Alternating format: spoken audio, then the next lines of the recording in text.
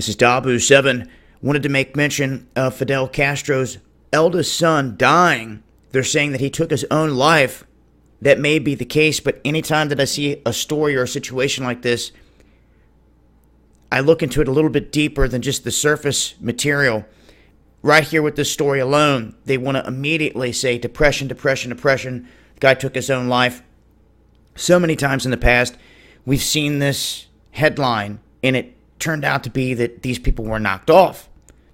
Now, that may not be the case with this individual, but he did have a high rank. It was Fidel Castro's oldest son. Normally, in any empire, any regime, the oldest son would claim the throne, so to speak, once the father dies or passes away. Now, a little bit different in Cuba, as you had Fidel's son kind of out of the limelight, and then you had Fidel's brother, which was heavily involved in the whole situation. As Fidel moved out of the major power scene, his brother tried to step up into it.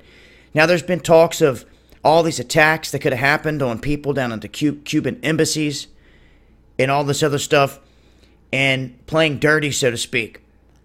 But this man had a lot of knowledge through and through in terms of the nuclear components, the strategy, everything. I mean, he was a nuclear scientist.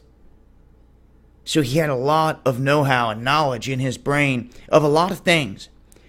So they say that he was battling depression and that he took his own life. That very well could be the case, but you're talking about a country here that was under the microscope here recently for potentially using weapons on our senators, on our officials that were at a U.S. embassy in Cuba where they were getting headaches and all these weird things.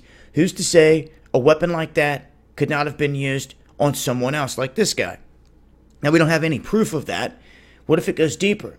I'm just saying you have to throw all the cards on the table. You can't just buy a headline, guys. Hook, line, and sinker, run with it. You can't do that. You've got to dig into the story and start flipping over rocks and finding other information to make sure everything is checking out to be what it seems or what is said to be, so to speak. But with this one, I can't help but think that this man took to his grave many secrets, many things that he knew about the regime, the workings, the inner workings of who's running Cuba, the whole nine. So, wanted to throw it out there and just make note of it. They're saying now that this man is deceased. I will leave a link below. And also make sure to tune into Underground World News Live Friday nights, 9 p.m. Eastern, Dabu77. Updates to this and a lot more.